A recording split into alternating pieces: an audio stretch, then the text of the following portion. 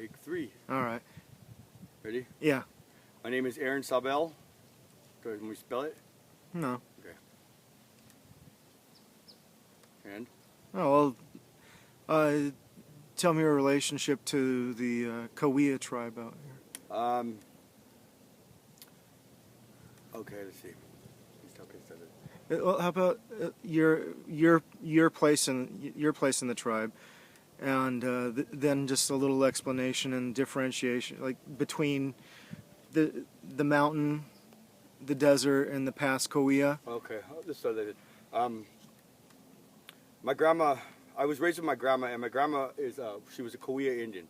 Okay, my father, her son, was only half Cahuilla. The father was a white man, but the mother was Cahuilla. She had my grandma, her younger sister Tina had him when she was like 13 years old. So she couldn't take care of the baby. So my grandma over here raised my dad as her own son, and that's how come I call her my grandma, because I was raised by her, Catherine Sabel. She was mountain Cahuilla, and there's 3 different types of Cahuilla. There's mountain, there's pass. That past Cahuilla, that's the Wanakee, and then there's a desert Cahuilla. The mountain Cahuilla, we're from Los Coyotes, so that's what we're Mount Cahuilla.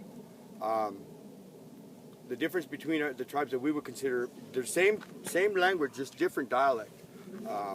And you really won't know the dialect, tell the difference unless you speak the language. But there's just subtle differences. The past Cahuilla are all gone. There's no more of them. They're all gone. But what's left now is pretty much predominant, and the speakers now are the desert Cahuilla, because they speak a lot.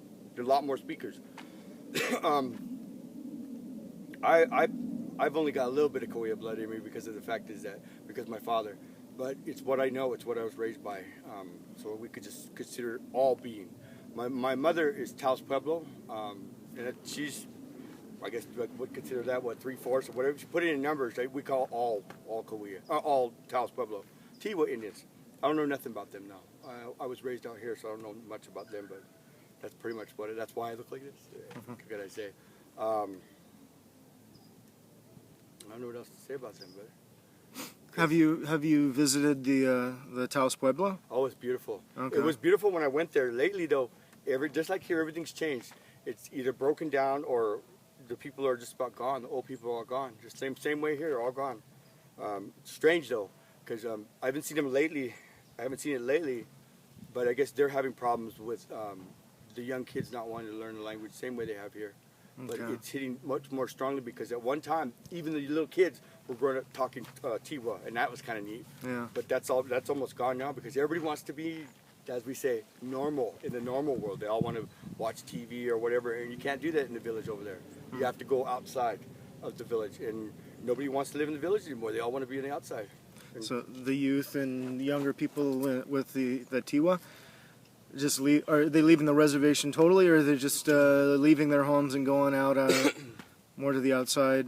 Just they don't have it's not a reservation. It's a village. Okay. And the village themselves they've got no electricity, no running water. It's the water that goes to the mill, and in order to stay there, you have to live like that, and they don't want to do that. So they have to live outside of the village, and that's just on the outskirts of the pueblo. And then they get electricity and everything, and I don't know. I don't blame them. I really, because that's a pretty tough way to live. You know what I mean? No bathroom. You have to go outside of the outhouse or wherever. That's kind of a bummer, but that's the way they wanted it, and they could see the struggle that they're having now, and it's going away. Yeah. So it's easier to live the way we talk right now than to have to live that way.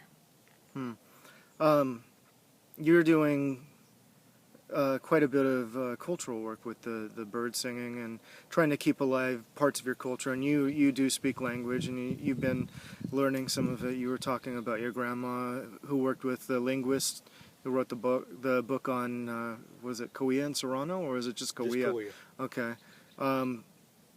So you kind of find yourself in kind of, you had with your uncle Alvino and other people, your grandfather, you were taught a lot of traditional stuff, but you sit on that border kind of between modern and old, because you grew up around a lot of the old. How do you feel with, your place, and then how do you see kind of kids now, the difference? You know, How about like you start with your place? How you feel knowing the older tradition and also seeing kind of like the loss of that, especially since a lot of the older your grandmother just passed away on 6th of this month. no, the first. On The first of this month, or last month. month. Sorry, November, and seeing firsthand the kind of loss of the people who were some of the last remaining original speakers, kind of not having a replacement. You know, I'll step back first because the first we were asking about growing up out here. Mm-hmm. You know, growing up here, it was something. And why I say that is because it's not like it was anymore. There's a lot more people and there's a lot more distractions. Back then, there was hardly anything out here. It was really out here in the Morongo Reservation. There was very few houses, no street lights, you know, and there was just not many people. And the ones that were here, they were very friendly to each other because they all spoke the language. And when they talked to each other, it was just neat to hear. I thought that that's what it was supposed to be out here. It was kind of new to me because what I remember is coming from Riverside, living up there with my dad, and coming from a really bad environment. And then came out here, things changed. The environment was open fields, food every time we wanted to eat, but the thing was is that there was no running water in the house and there was no bathrooms. It was we'd used outhouse, and then that was what I wasn't used to, and it was kind of spooky because there was a lot of spiders in that outhouse. And but I always remember having my grandma always there to be there whenever things were spooky or whenever. She was always near me and always telling me it was going to be okay. Don't worry about this or that. And back then, she never really tried to talk Cahuilla, never to me, but she spoke to my grandpa very fluently all the time. And it never dawned on me that maybe I should try, learn these things, but I didn't. I remember just watching them happen, and then growing older and watching them happen more, because my grandma was a singer. She was a Cahuilla wake singer, and that's a lot different from what they do now, singing birds, because that's for celebration. She carried a tradition that not many people could really do, because at the time during the war, all the men went to war, during the war, and just the women were left with the old people. So when the old man was singing, she started singing one day with him, she said, and he heard her, so he invited her to come sing, and she did. And from then on out, they sang together, and that's why she learned all these wake songs.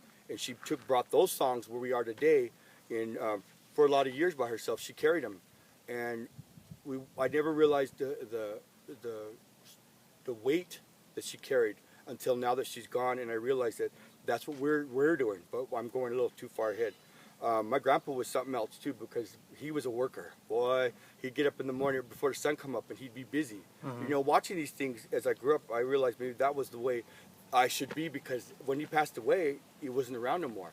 So that's what I try to do today. I try to do the same thing, get up and do what makes me happy when it's helping somebody else do something, especially at this museum. And the best part about it is I get paid for it, and that's the plus part. My grandpa never got paid. He didn't get paid for building that building. He didn't get paid for making these remodels. He didn't get paid for none of that. But in his own mind, he did, because he was helping his wife make a dream happen. And today I see that now, and it's kind of the strangest thing, because I never thought I'd be sitting right here working, and I never thought I'd be singing those songs my grandma was singing. I never thought that I'd be trying to bring back the things that I remember to here we are today. If I did remember that, maybe I would have wrote things down or really tried in a way, because there was really not as much trying as what some might think. I was just there so much. I heard it so much. It just like stuck in my head, because I really didn't want to do this. All I wanted to go do was act silly in life. I wanted to go behave in a manner that really wasn't the best, because that's what everybody else did. That's what I thought I was supposed to do. But now I see that whole difference is that I'm doing exactly what I'm supposed to be doing, and that's sitting here talking to you and helping as much as I can with this museum, or doing what I can to become one of these singers that my grandma was hoping, that she thought was going to die, that she thought was going to go away. But the last 3 years, two young guys, two other people younger than me, came around, and I pushed them in with my grandma to help her, asked her to come sing, to teach us those songs that she was singing. And she did, and these young guys learned these songs very well. Mike Morales and Steve Estrada learned them very well, and for her doings, we sang these songs for her, and everybody was amazed. They were very, very happy. And my understanding, they want to put a dinner on for us in Santa Rosa. I thought it was Saboba, Santa Rosa, to bring us out as the next wake singer.